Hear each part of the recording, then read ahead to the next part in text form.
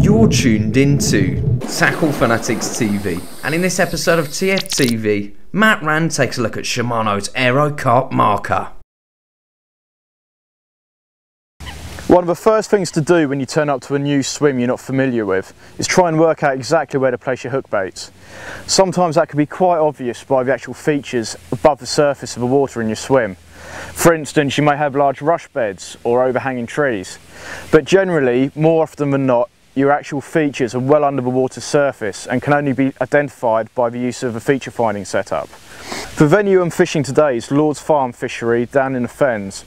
Now, this water is extremely different to a lot of others you might have fished, in the fact this one's a man-made reservoir and goes down to around 25 foot deep in the middle.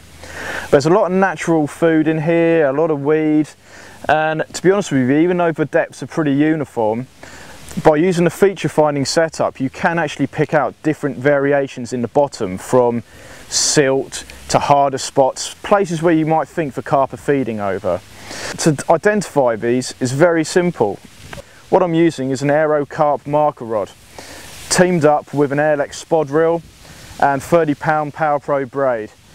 This setup can either be used with a marker float to help you gauge the actual depths, or you could also just use it with a straight lead. At the end of the day, it's completely up to you, and depending on how many fish you think you've got in front of you. There's nothing worse than turning up at a venue and just starting to bombard the fish with leads. Sometimes it can be a lot better just to clip on a small lead and just make a couple of exploratory casts just to see what you've got in front of you.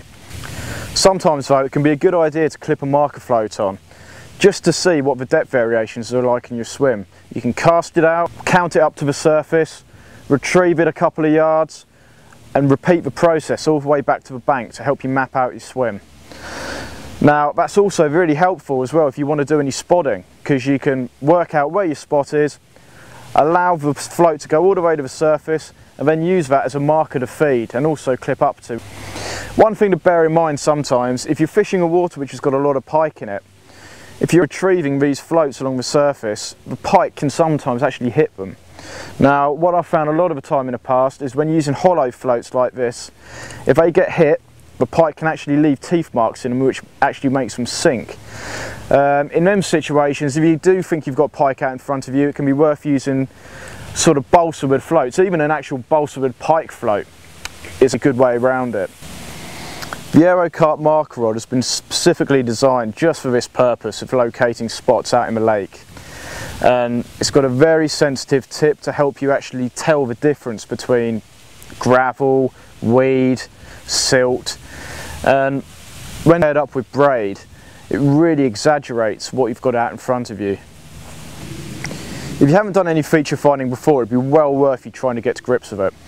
A setup like this doesn't cost the earth, but what it will do is give you a much better insight to the underwater world in front of you. And it should, in theory, help you put a lot more fish on the bank. Many thanks for tuning to this episode of Tackle Fanatics TV. Tackle Fanatics are a full Shimano stockist and offer their complete range at the best prices in the UK. We also offer a vast selection of marker and spod rods from all the leading manufacturers.